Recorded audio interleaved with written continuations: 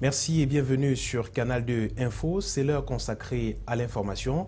Mesdames, Messieurs, voici le sommaire.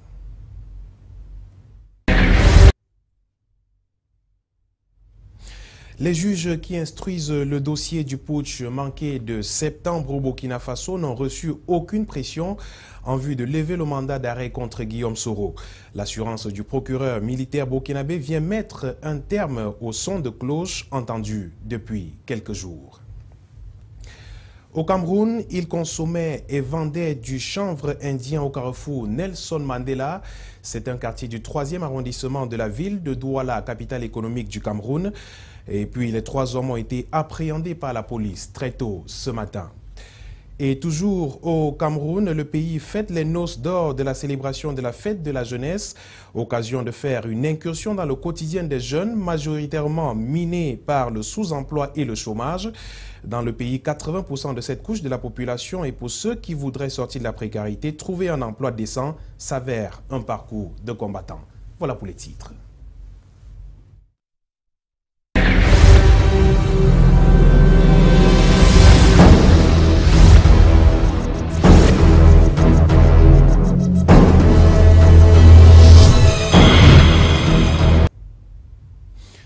Bienvenue une fois de plus au journal sur Canal 2 Info. Après la levée de mandat contre Guillaume Soro au Burkina Faso, de nombreuses voix se sont élevées ces dernières heures pour parler d'une pression qui serait exercée sur le Burkina Faso pour lever également ce mandat. Mais le tribunal militaire de Ouagadougou rassure que rien n'a été fait jusqu'ici. Aimé Catherine Moukouri. Personne n'a demandé à un juge d'instruction de lever un mandat d'arrêt. Il n'y a eu aucune pression pour lever ce mandat d'arrêt contre Guillaume Soro, a martelé lors d'une conférence de presse le commissaire du gouvernement, le lieutenant-colonel Norbert Koudougou. Le juge d'instruction travaille en toute indépendance, a-t-il rappelé. La justice burkinabé a lancé le 8 janvier un mandat d'arrêt international contre M. Soro pour son implication présumée dans le coup d'État manqué du 17 septembre. Il aurait été mis en cause dans des enregistrements téléphoniques attribués à Djibril Bassolé. On a eu une convention bilatérale avec la Côte d'Ivoire qui prévoit la possibilité d'extradition des nationaux. Mais on laisse libre choix à l'État requis de juger son national s'il ne veut pas l'extrader. Ça, c'est compris dans une convention. Nous avons signé, c'était en 2014. D'après le lieutenant-colonel Norbert Koudougou, la Côte d'Ivoire aura la liberté de faire extrader l'accusé pour un quelconque jugement. Jusqu'à preuve du contraire, nous n'avons pas encore authentifié ces écoutes. Ce que vous avez entendu, c'est ce que nous aussi on a entendu. Je vous ai dit la dernière fois ici, ça y est toujours sous scellé. Lorsque nous aurons les compétences nécessaires pour authentifier, parce que là aussi il y a une procédure à suivre. Si vous faites mal les choses, c'est nul. Pour l'instant, à Abidjan, le mandat reste perçu d'un mauvais œil. Et l'Assemblée nationale a longuement insisté sur l'importance de la levée de ce mandat. Au Nigeria, des milliers de personnes se sont retrouvées dans la rue pour protester contre l'augmentation du prix de l'électricité. Et pour l'État, cette augmentation pourra améliorer la qualité de la production de l'énergie électrique dans le pays. Les détails avec Aimé Catherine Moukouri. À l'unisson, ils disent tous non à la hausse du prix de l'électricité. Ils étaient plusieurs milliers de travailleurs ce lundi au Nigeria à marcher contre cette hausse de 45%. La manifestation organisée par les 2 principales organisations syndicales du pays est la première du genre depuis l'arrivée au pouvoir du président Muhammadu Buhari l'année dernière. À Abuja, la capitale, les manifestants ont entonné des slogans comme « Non aux mesures économiques anti-pauvres » en marchant jusqu'à l'Assemblée nationale après s'être réunis devant les bureaux de la Compagnie nationale d'électricité. Tout d'abord, je peux dire que c'est clairement illégal. Pourquoi? Parce que le problème est même devant le tribunal. Le tribunal a émis un avis pour que l'agence de régulation n'augmente pas les tarifs. Le ministre de l'électricité Babatunde Fashola a expliqué la semaine dernière que cette hausse de prix avait pour but d'améliorer la production d'électricité dans un pays qui en est parfois privé pendant des journées entières. Pour Lucky Jirohan, manifestante, s'il en est ainsi, il faudrait augmenter les salaires. Notre demande en tant que travailleurs nigérians, c'est que si vous augmentez les prix de l'électricité, le salaire des travailleurs doit aussi augmenter. Nous sommes les travailleurs les moins payés du monde. Le moins on nous paie et le plus on nous taxe. Vous augmentez les tarifs sans avertir les travailleurs. Ça nous affecte et ça affecte notre famille. Cette hausse du prix de l'électricité tombe en pleine crise économique. La première puissance pétrolière du continent est touchée de plein fouet par la chute des cours mondiaux de l'or noir, ce qui a asséché les caisses de l'État et les réserves en devises, affaibli le naira, la monnaie locale. En France, on parle encore de meurtres, plus précisément à Marseille. Après une série d'assassinats et de règlements de compte depuis la mi-janvier, un homme a été tué hier soir dans un quartier nord de Marseille. Le récit d'Aimé Catherine Moukouri. Dans une rue tranquille bordée de petites maisons du quartier Saint-Mitre dans le 13e arrondissement de la cité phocéenne, un homme de 40 ans a été tué lundi soir par au moins 2 hommes armés d'une kalachnikov et d'un fusil. La victime a été atteinte alors qu'elle était au volant de sa voiture et s'apprêtait à regagner son domicile, selon une source policière. Les agresseurs, qui étaient au moins 2, selon des témoins, ont pris la fuite. D'après le parquet, les agresseurs étaient armés d'une kalachnikov et d'un fusil. Au moins une vingtaine d'impacts et des douilles de calibre 7,62 ont été retrouvées sur place, a précisé une source policière.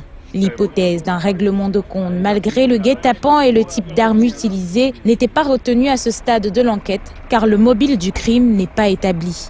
La victime était connue des services de police, mais pas pour trafic de stupéfiants. Il avait été impliqué dans un fait ancien de vol à main armée. Le préfet de police Laurent Nunez et le procureur de la République de Marseille, Brice Robin, se sont rendus sur place. Cet homicide intervient au lendemain de l'agression dimanche d'un jeune homme blessé par balle dans une cité du 15e arrondissement de Marseille, la Bricarde. Début février, 2 hommes ont été tués dans un règlement de compte. Le deuxième depuis le début de l'année, sur le parking d'un centre commercial dans l'est de Marseille, touché par des tirs nourris alors qu'il se trouvait dans une voiture. Nous vous parlions hier de ce tremblement de terre qui s'est produit à Taïwan. Plus de 72 heures après, des corps restent encore coincés sous les décombres, ce qui a le mérite de susciter la colère ou le courroux des proches des victimes qui demandent maintenant des comptes au gouvernement. Hugues Tchassakanga. Taïwan, les familles des disparus perdent patience. Ce mardi, les sauveteurs ont déployé de la machinerie lourde dans un nouvel effort pour trouver les plus d'une centaine de personnes toujours emprisonnées dans les effondrements à Taïwan. L'appartement s'est effondré après un séisme de magnitude 6,4 qui a frappé la nuit du samedi, tuant plus de 40 personnes. Les 72 heures dépassées, les proches des personnes non retrouvées comme Chen Mingkuo perdent patience. Ils laissent nos proches attendre en souffrant. Et nous aussi, on souffre. Le gouvernement n'a rien fait de ce qu'on lui demandait. Plus de 210 personnes ont été retirées des décombres de l'immeuble Weikwan. Les autorités et les sauveteurs estiment que plus de 100 personnes sont toujours enterrées sous les décombres. Le maire de Tainan, William Lai, a donné des instructions pour que les sauveteurs commencent à utiliser les excavateurs pour retirer de gros morceaux de béton pour faciliter la détection des survivants, ce qui a déjà été fait dans 3 sites. Le maire lui-même a remarqué qu'il espérait que les sauveteurs feraient du progrès, étant donné que c'était la 73e heure. Une femme en larmes a traversé le périmètre de sécurité et s'est jetée au sol pendant le passage du maire. « S'il vous plaît, sauvez-nous », elle suppliait. 3 membres de ma famille sont piégés à l'intérieur. L'utilisation des extracteurs avait été retardée depuis que les sauveteurs ont détecté des signes de vie dans les parties supérieures des décombres de la structure. Il y a eu des sauvetages spectaculaires, comme celui d'une jeune fille de 8 ans et 3 autres retirés vivants des débris lundi. De nombreuses victimes survenues dans une émeute qui s'est produite à Hong Kong, un quartier animé de la ville, lors d'une tentative des autorités de disperser des vendeurs à la sauvette le jour du Nouvel An chinois. Hugues Tchassakanga, une fois encore. Hong Kong, affrontement entre police et manifestants. Les policiers de Hong Kong armés de matraques ont tiré des coups de semonce aux premières heures de ce mardi. Ceci après une émeute survenue lors d'une tentative des autorités de disperser des vendeurs à la sauvette du jour du Nouvel An chinois. Des images tournées par la télévision montraient un officier en train de pointer son arme en direction des protestataires qui lançaient des briques, des bouteilles et des palettes en bois sur les policiers de l'ancienne colonie britannique. Ces incidents survenus à Mongkok, quartier très densément peuplé situé dans la partie continentale de Hong Kong, sont les plus graves depuis les manifestations pro-démocratie de l'automne 2014. D'après plusieurs médias, la police a tiré au moins 2 coups de semonce en air. Les manifestants, parmi lesquels des membres du mouvement dit localiste, qui militent contre l'influence de Pékin à Hong Kong, tentaient de prendre la défense des vendeurs, arguant qu'ils participaient à l'atmosphère festive.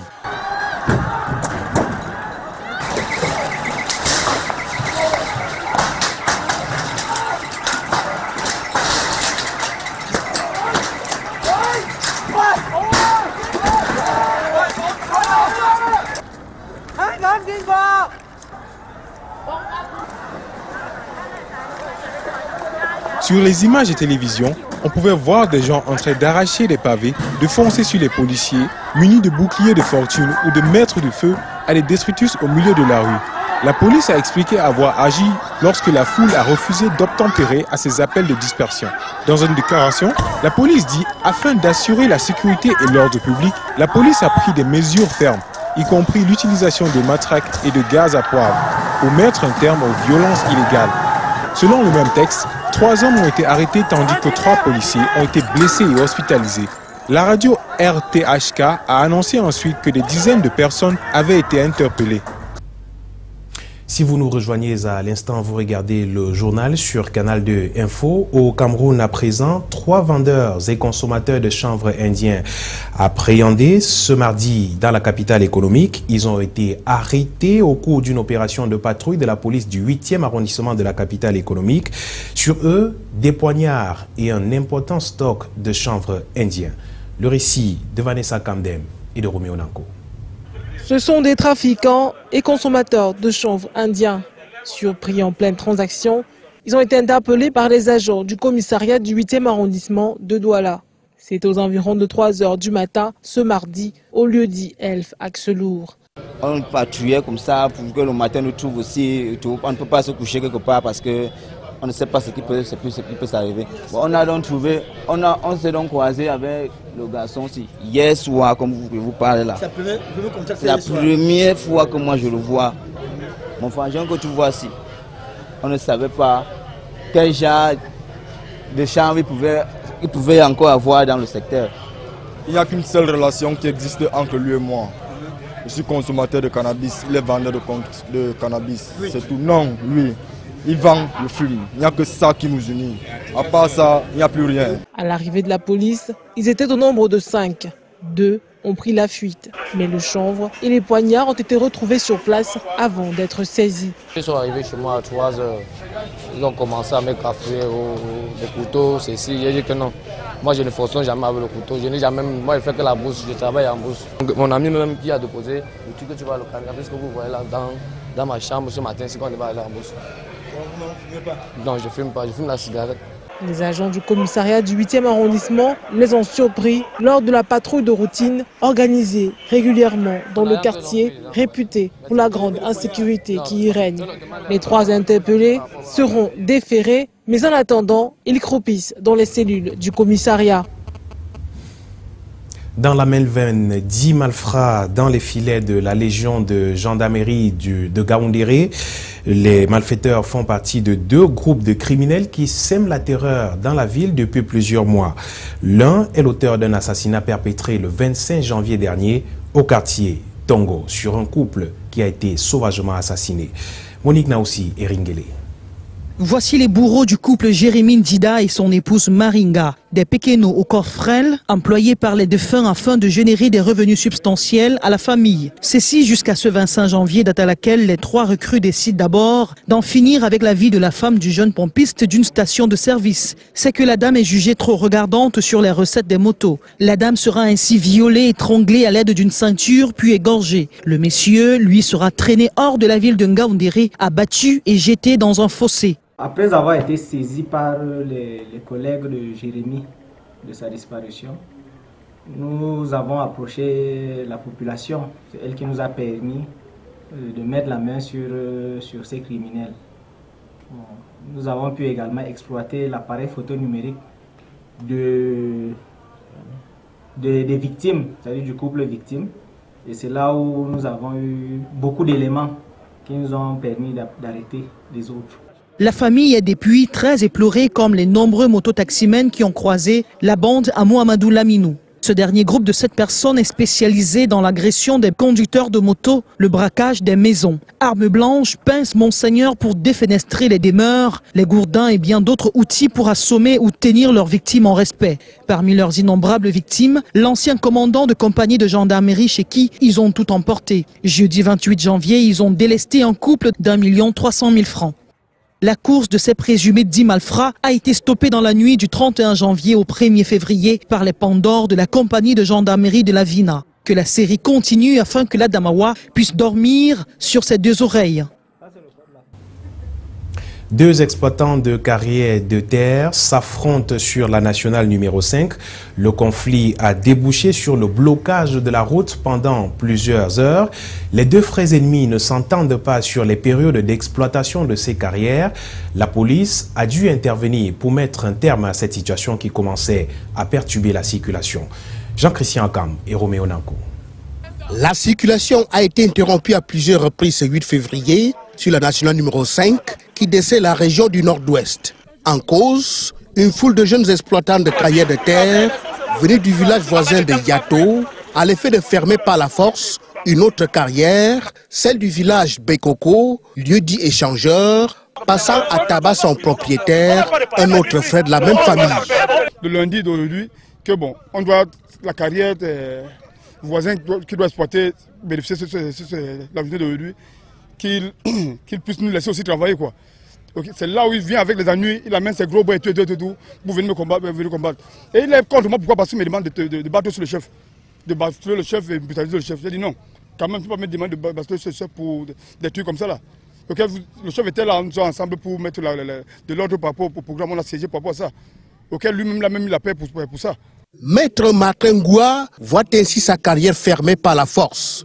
Maintes fois menacé, agressé, il dit avoir fait appel à l'intervention des autorités administratives, municipales, judiciaires de l'arrondissement de Dibombari et de Mbanga, mais sans succès. S'il bloque la circulation sur la nationale numéro 5, c'est bien pour attirer l'attention sur son cas et sur les dangers auxquels il s'expose au quotidien. Courant la journée du 1er février 2016, ces gros bras ont envahi mon domicile, bloquant l'accès à mon cabinet et à mon chantier.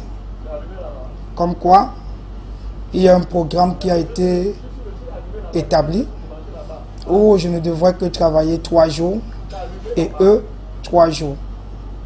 Je leur ai fait comprendre que vos gros bras, la veille, m'ont soutiré la somme de 900 000 francs, sous prétexte que ce sont eux qui assureront la sécurité. 2 des gros bras venus du village voisin sont actuellement entre les mains de la police, venus de Dola intervenir sur cette localité qui dépend d'un autre département, celui du Mungo.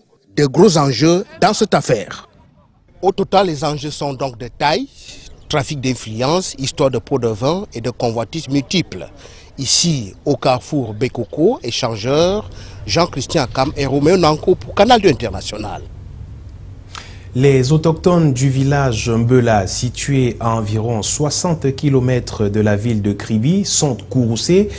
Et bien contre qui? Contre leur chef de village qu'ils accusent de vendre sans leur approbation leurs terres.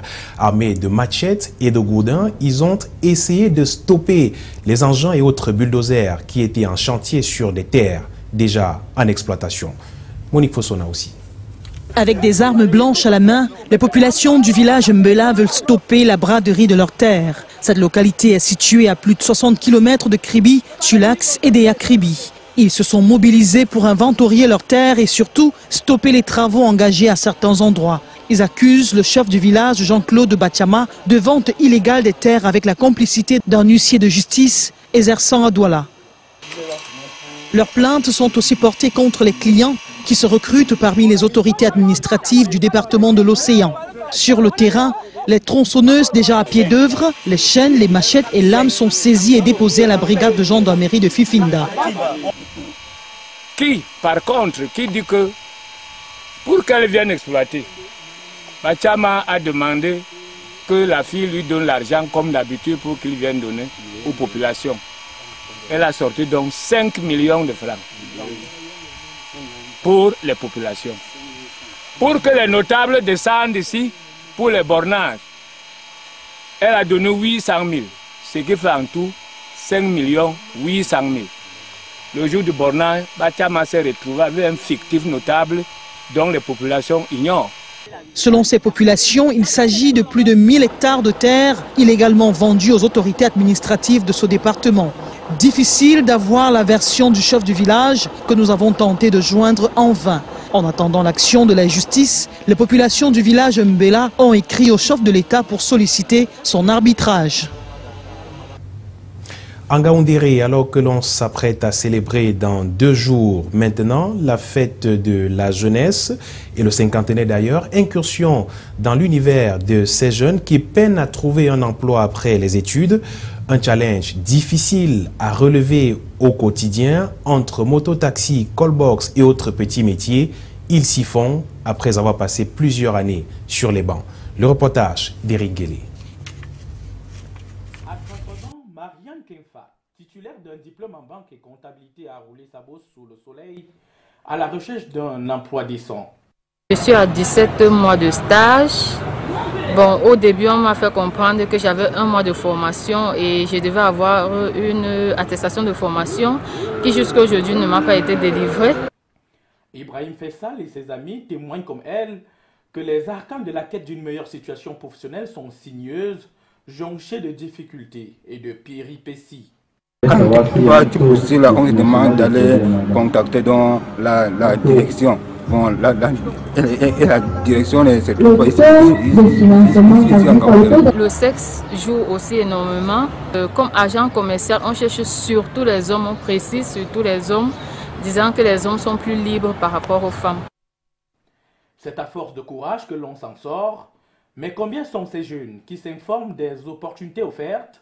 Car plusieurs structures d'accompagnement gouvernemental existent pour diplômer et sous-scolariser. Il y en a qui font des stages, il y en a même qui ont de l'expérience, mais qui sous-estiment. Donc on essaye de les faire travailler pour qu'ils prennent conscience que tout ce qu'ils ont appris, tout ce qu'ils ont fait est important pour la recherche de l'emploi. Des préoccupations débattues pendant les journées découvertes emploi, organisées depuis le 8 février à Ngaoundéré par le FNU en prélude à la célébration du cinquantenaire de la fête nationale de la jeunesse. On reste dans le même domaine pour parler de la faculté des sciences juridiques et politiques de l'université de Douala qui se réjouit de sa toute nouvelle cuvée de fiscalistes. Ils ont soutenu leur mémoire de master professionnel au grand bonheur de leurs différents encadreurs. Yvonne Katiken. Voici les jeunes fiscalistes prêts à servir dans le marché de l'emploi. C'est la nouvelle cuvée de la faculté des sciences juridiques et politiques de l'université de Douala. Ils ont soutenu leur mémoire de fin d'études devant un jury médusé. Ces gars qui sont formés là et qui sont en train de soutenir leur mémoire de fin d'études ont un niveau extrêmement important en fiscalité. Fiscalité interne, fiscalité communautaire, fiscalité internationale et en politique fiscale et beaucoup plus sur les prix de transfert. Ils sont opérationnels depuis le 5 février 2016. Ils ont des compétences qui leur permettent de travailler au même niveau que les inspecteurs des impôts. Présenter un travail de recherche devant un jury est toujours un exercice particulier. Et lorsque l'on l'effectue avec succès, c'est toujours un moment de fierté. Avec l'environnement juridique et des affaires qui connaissent très souvent des mouvements perturbateurs, leur maîtrise des questions de gestion, des questions de droit, de sciences politiques et de comptabilité reste une fierté pour les jeunes apprenants de l'administration fiscale à l'université de Douala. Le travail de master 2 professionnel en administration fiscale sur le thème la TVA dans la structure des produits pétroliers nous a permis de comprendre l'impact ou d'analyser l'impact de la TVA dans la structure des prêts. L'administration fiscale a tenu le pari du timing des systèmes LMD, de quoi réjouir son coordonnateur général. Après 5 jours de soutenance, l'on peut dire, sans risque de se tromper, que l'université de Douala est désormais un vivier pour le recrutement des fiscalistes de haut niveau. Du sport, le tournoi pré-olympique des nations de volleyball féminin démarre ce 10 février à Yaoundé. Parmi les pays en compétition, l'Égypte, la Tunisie, l'Algérie, l'Ouganda, le Botswana et bien entendu le Cameroun. Les Lions indomptables devront redoubler d'efforts pour être qualifiés pour les Jeux olympiques de Rio 2016. Alex Lembe. Encore quelques heures et le kick-off du tournoi pré-olympique de la zone Afrique sera donné au Palais des Sports de Yaoundé, du moins en ce qui concerne les dames. Du 10 au 17, soit toute la semaine durant, les Lions indomptables du filet devraient cravacher dur pour monter plus haut au filet, question d'obtenir le ticket qualificatif de Rio 2016. Même si le chemin est parsemé d'embûches, ici, embûche est synonyme d'adversaire. Et parmi ces adversaires, les meilleures équipes de volleyball du continent, notamment l'Algérie, le Maroc, l'Égypte, la Tunisie, le Kenya et le pays hôte, le Cameroun. Une compétition déterminante pour laquelle il faudra justement monter plus haut au filet que ses adversaires pour obtenir ce ticket. Pour cela, il faudrait absolument obtenir la première place pour être qualifié d'office. Les deuxièmes et troisièmes seront soumis à une autre ultime compétition pour le repêchage. Vraiment dur, mais pas impossible, surtout que impossible n'étant pas camerounais. C'est avec cet élément de sport que nous mettons un terme à cette autre édition du journal sur Canal 2 Info. Merci de nous avoir suivis. On se donne rendez-vous à très bientôt sur ces mêmes antennes avec plus d'informations.